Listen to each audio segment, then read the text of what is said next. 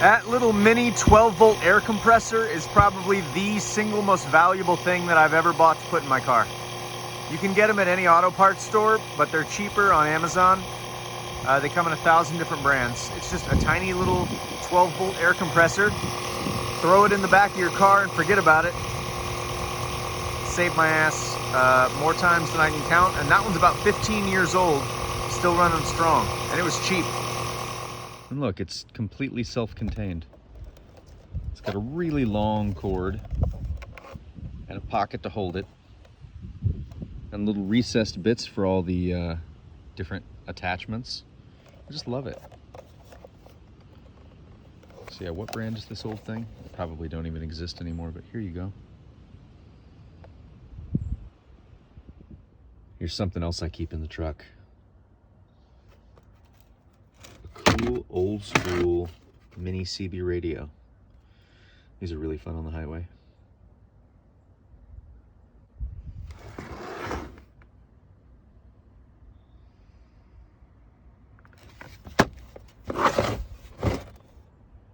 So I basically gutted this thing out and I shoved a regular little LED flashlight that takes one AA battery and also a pendant of the Statue of Liberty hidden in there within the epoxy. But yeah, so now it's just a tiny flashlight. Check this out. I drilled a hole in the bottom and then glued this vacuum cleaner pipe in there. So now when you screw the bottom of this on, you flip it over, it's like a shroud that goes right to the button, so you can just reach in there, turn the flashlight on, and now the lantern works again. So I got to save this cool old Coleman lantern shell and just put the guts of a little AA LED flashlight in there. I'd like to let you guys in on a little bit of my scrap building process. I've done a lot of buildings and I do a lot of my framing with scrap. And it's a challenge, and I really enjoy it. It makes building and framing less tedious, more interesting, and ultimately cheaper, and I think more rewarding. So behind me here is Corey's garden, the giant, impressive garden she's been working on for 6 months now.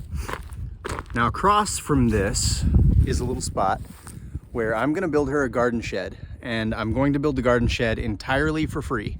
I'm not gonna spend any money on materials. I'm gonna use whatever I can find for free around the farm. So let me tell you why I chose this spot. I knew that I was gonna piggyback on some existing infrastructure to build this little shed. And this is not the first time I've done this. When I was working at the little grow house in Tulsa, I built a similar shed using T-posts as the 4 corner posts. And then I basically attached material on 3 sides of the T-posts and stuck a roof on it. It was great. Still standing today. So this corner is going to be really close to where Corey's going to be working on the garden. There's nothing else over here. It's out of the way. But most importantly, I have this square here. This is 2 steel T-posts that are both dropped at like 2 or 3 feet into the ground and concreted in place and then welded to one another by these 2 cross beams. This is going to be here for hundreds of years. Now at this corner, you see this larger mesh fence that runs to this T-post. Standard T-post driven pretty far into the ground. Well, this mesh fence is actually welded on the other side. Let me see if I can show you. It's actually welded to both the T-post and to the original steel post over here. So this corner is remarkably strong already. So I'm like, all right, I'm just gonna piggyback off this corner, build 2 additional walls, and then I'm gonna have a box to make a shed out of. So the first thing I did was attach these 2 pieces of square tube steel to raise the height of those 2 welded fence posts. And I just now used a tire. There's a hole under that. I used a post hole digger to dig a couple of feet down and drop that beam in, which is actually wood. It's a hollow vinyl tube, square tube, almost like a gutter downspout. And it's got a little like 3-inch by 3-inch piece of wood that is exactly the same size shoved up inside it. The wood is there for the strength and rigidity, and then the vinyl tube around the wood is going to protect it from the weather. So combine the two and you have a makeshift 4x4. So I dropped that into the ground, into the hole that I dug, through that tire, which that tire will eventually be filled with maybe some concrete, maybe some gravel. Either way, that heavy rim and that tire are stabilizing this, and it gave me something to put this board here off the ground. I used the cinder block to make sure it was level all the way across, screwed it into this end of the fence post. There are two self-tapping metal screws over here holding this piece of the wood into the side of the fence post, and then regular deck screws holding this end into my makeshift beam. So yeah, I'm getting really close to having a frame, so at least you'll see like a wire frame. And it's gonna have a single slope roof on it, open on this side, just a 3-wall structure to keep the tools off the ground and covered, keep them from getting rusty out here. As long as something is stable in 3 directions, the 3 axes, X, Y, and Z, then it is stable. So this corner was a really, really good place to anchor to. And yeah, anyway, you'll get to see the progress as the scrap shed moves along. Here's a factotum's tip for you.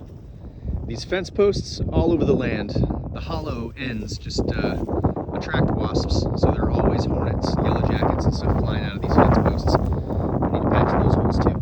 But you can reuse your olive jar or pickle okra jar lids, and it fits perfectly. Just hammer it on, maybe super glue it on, keep the wasps out.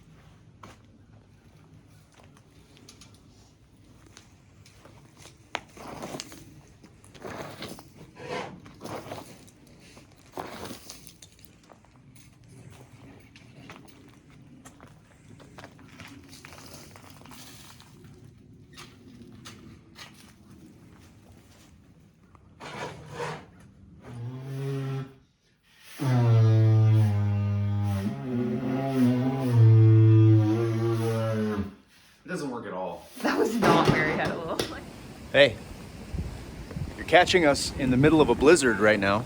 I think it's like 12 degrees, and it's estimated to get to -5 by tomorrow morning. As you can see, we're getting quite a bit of snow and ice, but right now is as good a time as any for me to show you a few updates that we got up to this week. This is the back of the house where Corey and I have been working to create a covered structure, sort of like a really big garage, but also with space for a chicken coop. So my Earthship buddy Sam came through town, stayed a day, and helped me work on this. Thank you, Sam. I miss you already. We basically just enclosed, it's not quite done, but we enclosed a space in this covered structure that we could pull the chicken coop specifically to prepare for this blizzard, but also moving forward where they could have a larger space to move around and flex and come during the colder months or the rain. Just a little docking station, like a garage that we parked their mobile chicken coop in. Screened in on the outside, and then again, I'm using a variety of scrap materials just to sort of enclose it and give us a door on either end. And then here is the brick floor that I'm building back here because I don't want it to be a sloppy, muddy mess. And eventually, I'd like it to work as additional heat mass to collect heat and sunlight and then radiate it at night. Also, it just looks really cool. I've always wanted to make like a cobbled floor out of old bricks. And I'm just using gravel, just natural pea gravel that I steal from the road to fill in the gaps.